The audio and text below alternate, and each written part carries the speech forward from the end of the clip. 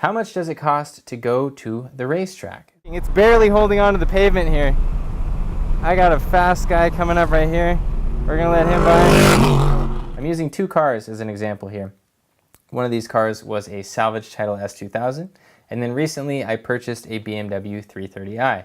And so I have the two purchase prices laid out right here. With the BMW, it's a little tricky to buy one of those in good condition, so you kind of have to wait. So I waited until I found one that was owned by an adult and had all sorts of service records, original window sticker, and so on and so forth. Everything lined up on that car, and it was a great deal. But you can really get yourself into a lot of trouble buying a used BMW, so you got to be a little careful there. So anyways, that car cost $5,500. On the salvage S2000 and the BMW, I put Nankang NS2R tires, and I like these tires if you are trying to go to the track on a budget because they are so cheap. For example, if you want to get tires for the BMW 330i, that car comes with 18-inch rims, and performance tires can cost over $1,000 for that car, and so you have to be very careful there. The Nankangs are only, around $500, and they last great on the racetrack, and so that's why I like to use them.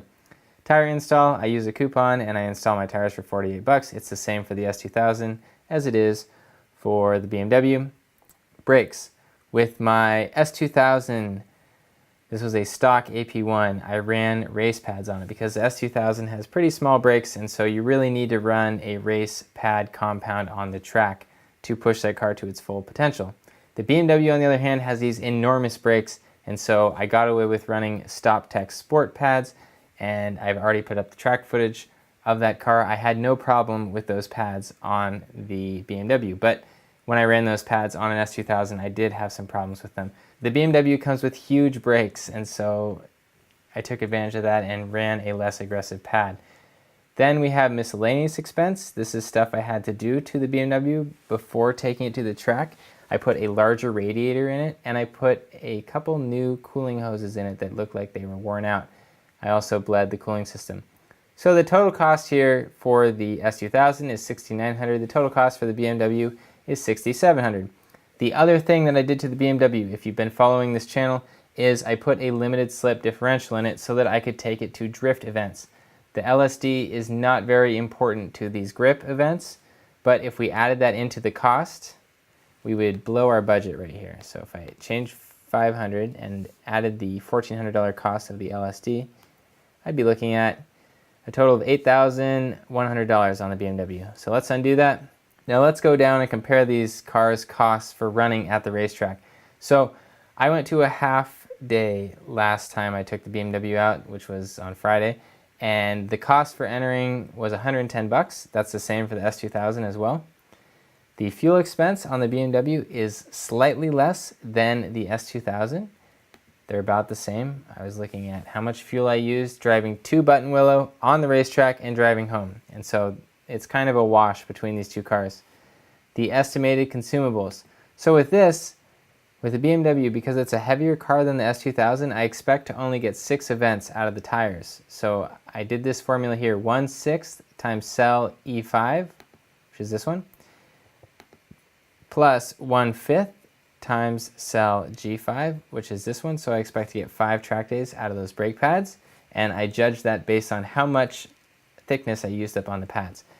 And then I also added in $50 an event for miscellaneous expenses. That includes fluids, that includes parts that break, sometimes you strip lug nuts, and you get the idea. Things break at the track, so $50 a day seems pretty reasonable. Now coming over to the S2000, you see that the estimated consumables are more expensive. The reason for that is I like to run race pads on the S2000. You cannot get away with running less aggressive pads on this car unless you go slower. So with the S2000, I ran Project Mu, Club Racer pads, and Motul RBF 600 fluid, and the total cost for that was $390. And so the other thing that's important to note here is the S2000, those tires will last me about 8 track days on the S2000. The S2000 is very easy on the tires, and so that is helpful for consumable cost. And then for the brake pads, I assumed I would get 5 track days on a stock S2000, but on my modified S2000, I get about 3 track days out of those pads, and so that was getting very expensive. So anyways, if you look at the totals, they're pretty close here. If we total it up for 7 days for the BMW, you're looking at $2,500. And if you total it up for the S2000, you're looking at $2,700. So those are two options for going to the track for a pretty low cost. If you have a decent salary, you can probably afford to do that. Otherwise, this still is pretty expensive, to be honest. Some people do not have the budget to do that. So looking at these two numbers, I'm going to tell you something that's pretty shocking. I had a GT500 Shelby with 650 horsepower at the wheels.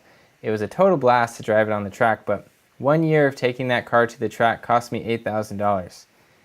And the reason for that is I would destroy a set of racing pads in a day, I would blow through tires, and so on and so forth. And so as you get into faster and faster and faster cars, you start spending more and more and more and more amounts of money. And so when someone asks, how much does it cost? It can really cost as much as you want. It depends on how fast you want to go.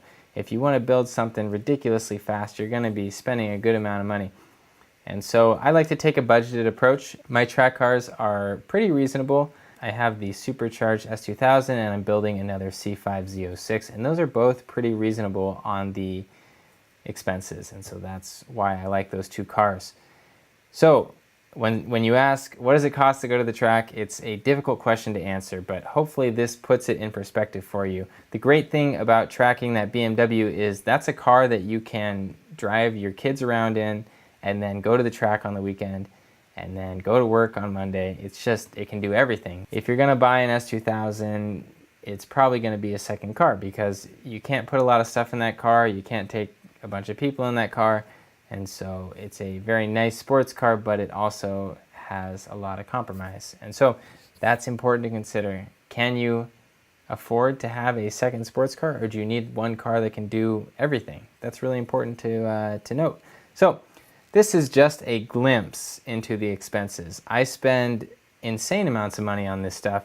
A large amount of what I do with my life is built around this stuff, and so the expenses are way up there. So that's important to note, that you can really get as expensive as you want with this stuff. If you get into racing, if you get into competition, you can blow all your money on it. So hopefully that answers your question. That is all I have for you guys. Thank you for watching. Make sure that you enjoy your car, and hopefully I will see you guys at the racetrack.